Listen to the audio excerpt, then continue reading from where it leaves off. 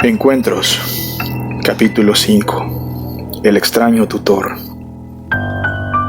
Antes de relatar esta historia que necesito contar para no llevármela a la tumba, he de aclarar al que escucha los siguientes puntos. No soy dado a los cuentos de terror fantástico, de muertos vivientes, aparecidos o monstruos infernales. Tampoco soy dado a la mentira, al aspaviento o a la exageración premeditada. De hecho, creo que soy, sin falsa modestia, una persona digna y leal. No he creído nunca en las ciencias ocultas como la metempsicosis, la negromancia o el gnosticismo. Soy cristiano y amante de las buenas costumbres. Aclarados estos puntos que espero no sean ignorados, advierto al lector que es más que probable que al terminar de leer este relato no crea nada en absoluto, aún lo que describo hasta este punto. Pero por el Dios del cielo puedo jurar que es verdad. No trataré de imponer esta verdad. Dejo al lector el derecho de juzgar según su inteligencia. Mi nombre es Alexander, y esto pasó hace ya casi 39 años. Yo era en el tiempo de la narración un joven rico y mi hogar era una elegante mansión con vistas a un lago. No había en los alrededores bienes tan elevados como los de mi familia. En aquellos días yo era lo que podría decirse demasiado frívolo y rebelde para que la sociedad y aristocracia circundante pudiera tolerarlo.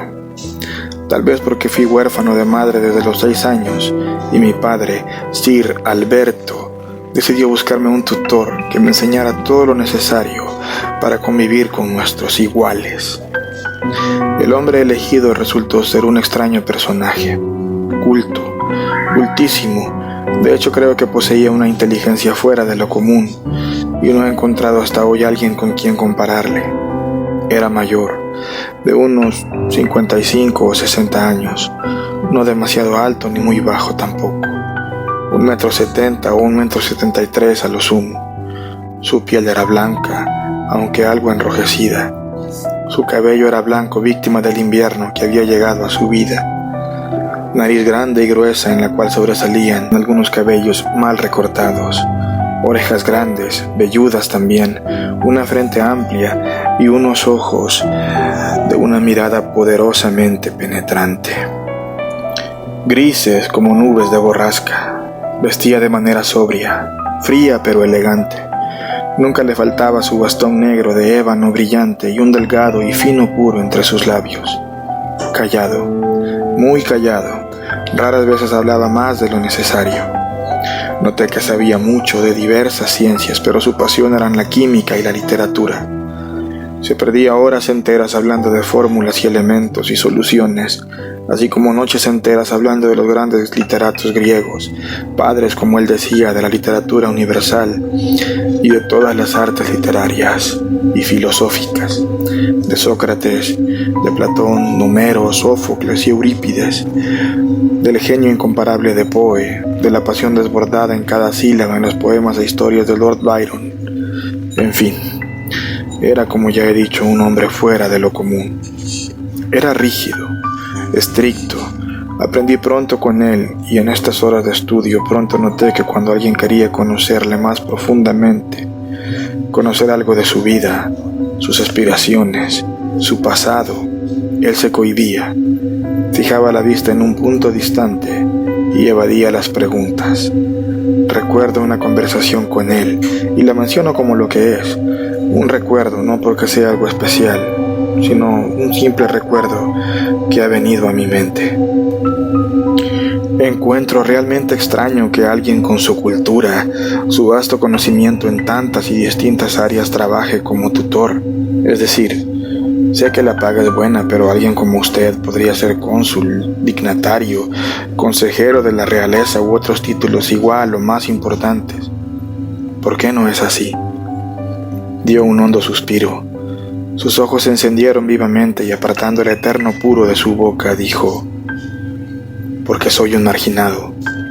La gente cree que por la cultura que tú mencionas, por mi carácter huraño y apartado, por mi excesivo silencio, piensan que soy un loco, un hombre que perdió el tiempo entre libros, con una existencia vacía, que me las doy de digno, Han llegado hasta llamarme prepotente, altanero.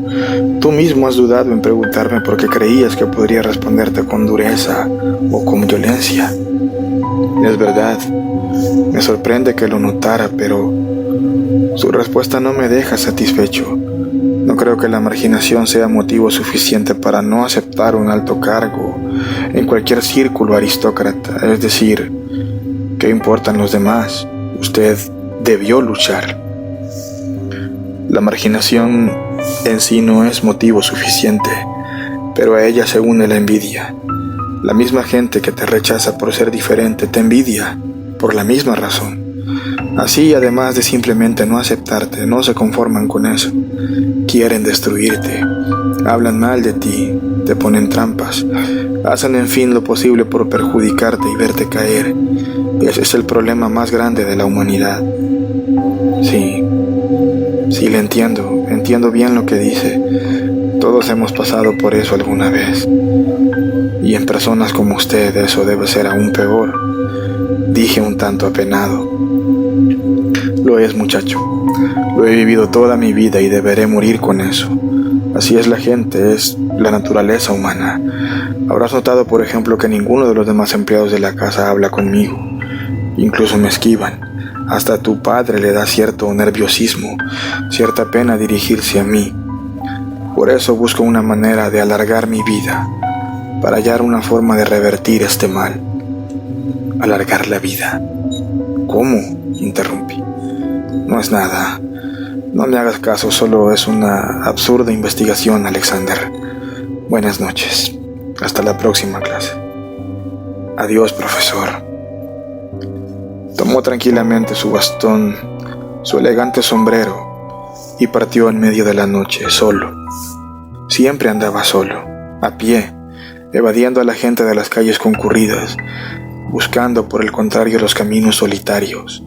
Desde entonces, rara vez hablé con él del tema, a menos que fuera algo puramente sobre mis estudios, y me pareció aún más absorto, más encerrado en sí mismo. Pasado algún tiempo noté en él un cambio drástico, no en su carácter, por supuesto, sino en su salud. Se notaba que había decaído mucho. Se le veía triste, con un andar inseguro y débil. Sus ojos estaban tristemente adornados con unas grandes, negras y profundas ojeras. Tosía repetitivamente, andaba encorvado. Buena parte de esa fuerza natural que lo había caracterizado se había perdido. Como en la ocasión anterior, con cierto recelo, me atreví a hablarle. Profesor, dispense este atrevimiento, pero me preocupa su aparente estado. Dígame, ¿cómo está? ¿Se siente bien? Pues, Alexander, de estar, estoy como siempre, y de sentirme, me siento aún peor. No se lo mencionas a nadie, pero se acerca mi fin. La muerte ya me ha marcado con su sello. Tengo un cáncer terminal y pronto, en un par de meses a lo sumo, haré el último viaje. Ese viaje que todo hombre teme. Hablaba con una calma bastante alentadora, como si no fuese nada grave, como si no me estuviera contando algo horrible. Pero su mirada estaba perdida y tenía una lastimera expresión. Yo le dije: en verdad lo lamento, espero que pueda recuperarse, aunque según me cuenta ya es imposible. Como sea, quiero que sepa que lo aprecio y que agradezco todo lo que me ha enseñado hasta hoy. No ha sido nada, y quiero que sepas que a mí también me gusta tu compañía. Ningún alumno, es más, nadie se había acercado a mí como tú lo has hecho. Pues seguiré enseñándote lo mejor que pueda. Y así, desde entonces, no solo fue mi tutor o mi maestro, de cierto modo fue mi amigo. Sin embargo, a pesar de nuestras charlas que se volvieron más frecuentes, yo sentí en mi corazón que no se estaba abriendo del todo. Sabía que me apreciaba, pero el aprecio que sentía no era tanto como para confesar un algo, un no sé qué que acongojaba a su alma. Sea como sea, era mi amigo, y yo no lo presionaría bajo ninguna circunstancia. Si él me contaba, me revelaba su misterio, sería por voluntad propia. Lastimosamente eso nunca pasó. El tiempo continuó su marcha imperturbable y finalmente llegó la hora fatal. Estuve con mi amigo en los últimos momentos, lo vi exhalar su último aliento y fue mi mano temblorosa la que cerró sus ojos muertos. Fue velado por órdenes de mi padre en nuestra mansión, donde en sus últimos días se le dio habitación, ya que el médico de la familia dispuso hacerlo de esta manera, porque la casa del difunto quedaba demasiado lejos. Extrañamente no apareció ningún pariente, ningún amigo. Entonces más que nunca tuve la certeza de que aquel hombre había sido un solitario. Como dije, fue velado, y solo mi padre, algunos empleados, debo decir que forzados, y yo acompañamos esta triste despedida. Al día siguiente, a las 2 p.m., mi tutor fue enterrado en un fino ataúd de ébano comprado por mi padre. Sé que habría sido de su gusto. Las palabras fueron dichas por quienes fueron llamados a hablar, y cuando llegó mi turno, dije lo que sentía en aquel doloroso momento. Este hombre fue único, especial, grande, y sin embargo, solo 5 personas estamos aquí para despedirlo. Así es el hombre, ve las cosas buenas y pasa de largo ignorando su valor, o peor aún, cree que precisamente por ese valor pueden traerle consecuencias negativas, o siente envidia por el brillo de aquella cosa especial y procura taparlo para que nadie más pueda apreciar ese brillo. Como él dijo alguna vez, esa es la naturaleza humana. El hombre es quien denigra al hombre. Como sea, él debe estar ya en un lugar mejor, y espero, tal vez al fin sea feliz. Mi padre me reprochó con la mirada, pero no me importó. El ataúd fue enterrado y volvimos a casa. No dormí pensando en muchas cosas. Pasó una semana completa y mi padre consideró que ya no era necesario un tutor. Y yo también lo creí. Estaba sentado tranquilamente leyendo un grueso volumen cuando escuché un cuchicheo en la sala. Era el mayordomo y el jardinero que no habían reparado en mi presencia. Sentí curiosidad y me acerqué a oír lo que decían. En ese momento hablaba el jardinero. Dicen que en la tumba se ve humo todas las noches. Marta, la cocinera de la casa vecina, dice que es el puro, que el hombre sigue fumando en la misma tumba. Es probable, repuso el mayordomo, que solo sea un fuego fatuo, extinguiéndose, mi querido Charles. Dedíquese mejor al jardín. Yo no sé, dijo el jardinero ignorando el consejo, de fuegos fatuos o como se diga, pero en el almacén donde compro el abono me han dicho el dueño y su esposa que un día que cruzaron por aquí vieron su silueta a lo lejos y lo distinguieron al acercarse. Al verlos se escurrió ágilmente hasta desaparecer. Rondaba la mansión y esto francamente me tiene asustado. Amigo Charles, siguió el mayordomo, no hay que creer todo lo que se oye, ni ser tan supersticiosos. Y me disculpa, pero tengo aún que hacer muchas cosas. El jardinero salió y el mayordomo se dirigió a la sala. Me acerqué al mayordomo y lo interrogué por el cuchicheo con el jardinero. Me dijo que el jardinero estaba nervioso porque había visto a un hombre vestido de negro y con un bastón cerca de la mansión, y además me contó los rumores que la gente decía sobre el humo que habían visto hace días sobre la tumba de mi tutor, y también sobre algunas personas que decían haberlo visto caminando por diferentes lugares, pero sobre todo cerca de la mansión. Son supersticiones, dijo el mayordomo. Sí, esos son, respondí. Sin embargo, me quedé intrigado y decidí investigar. Fui al cementerio, a la tumba en cuestión. A simple vista, parecía igual que como se había dejado, pero poco después noté que la pequeña lápida estaba ladeada un poco y que se veía que la tierra había sido removida. Fui donde el sepulturero y pedí una pala y una azada con el pretexto de limpiar, y accedió sin mucha objeción. Después de 3 horas de cavar, por fin pude abrir parte del ataúd. Estaba vacío.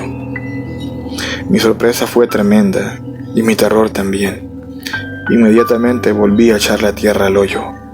El terror me hizo moverme mucho más rápido y en hora y media la tumba estaba como antes. Fui a la casa tan rápida como pude y ahí me esperaba otra extraña sorpresa. Mi mayordomo estaba presa del terror. Ahora decía que él mismo había visto al difunto. Mientras bajaba las escaleras lo vio caminando hacia la puerta principal. Llevaba algunos tubos y libros en la mano y por Dios santo, me dijo, llevaba la misma ropa que cuando lo enterraron. No dije nada sobre mi descubrimiento. De hecho, no lo hago hasta hoy. Y supliqué al mayordomo que guardara silencio y no comentara el suceso a nadie. Yo pensé inmediatamente, mi tutor vivía, quién sabe por qué misteriosa razón, y la causa de que rondara mi casa era recuperar algunos objetos de su antigua habitación. Entonces recordé su casa afuera de la ciudad y resolví ir allí, a pesar de que en mí persistía cierto temor. Llegué al lugar a las 10:50 p.m. Hacía frío, la puerta estaba cerrada, había pisadas frescas. Después de un rato de inmovilidad decidí forzar la puerta. Entré al lugar. Estaba vacío, pero había rescoldos en la chimenea. Busqué algún indicio, alguna pista, y no encontré nada hasta que entré en una pequeña habitación donde estaba una pequeña libreta de notas entreabierta, y ahí pude leer estas líneas. Por fin he logrado lo que tanto había soñado, el poder para alargar la vida. Pero lamento que tal vez ya es demasiado tarde, pues según mis cálculos el efecto es algo lento y mi muerte se aproxima. Como sea, me siento satisfecho y orgulloso por mi descubrimiento, que dicho sea de paso, no pienso revelar a nadie, a ninguna persona en este mundo marginal, a nadie, aunque se me viene a la mente mi querido alumno Alexander, pero es muy buena persona, tanto que trataría de convencerme de revelarlo al mundo y no quiero, y no lo haré. Si he de morir, el milagro se irá conmigo. Me estremeció tanto encontrar aquello que me senté en la cabecera del lecho. Traté de sobreponerme y lo logré después de un largo rato. Tomé la libreta que estoy seguro él dejó a propósito y la quemé. Ese habría sido su deseo. Salí de ahí. Mi cochero me esperaba impaciente. Subí al coche y le ordené llevarme a casa a toda la velocidad posible. Me sentía un poco mal. Un dolor de cabeza empezaba a insinuarse tenuemente. El coche casi volaba. Sin embargo, a medio camino, a un lado de la calle, vi una silueta oscura, no muy alta, no muy baja, 1,73 m a lo sumo, con un bastón y un elegante sombrero. Aquella sombra pareció detenerse y mirar hacia el coche, pero la velocidad no me dejó distinguir bien qué o quién era aquella sombra. Pensé que tal vez ya estaba alucinando. Como dije, ha pasado mucho tiempo. Todo mundo ha olvidado ya este suceso y es más que probable que la persona que escucha esto dude de la veracidad de esta historia. Sin embargo, es cierta, y a estas alturas es probable que mi antiguo tutor esté aún vivo y caminando entre nosotros. Así que si un día en vuestras actividades diarias encontráis a un anciano de cejas, orejas y nariz hirsutas, torva mirada, callado y con un eterno puro bajo su gruesa nariz, bailando siempre entre sus finos labios, con un delgado bastón de ébano, traje negro y elegante sombrero, tal vez, y solo tal vez, se han topado con él.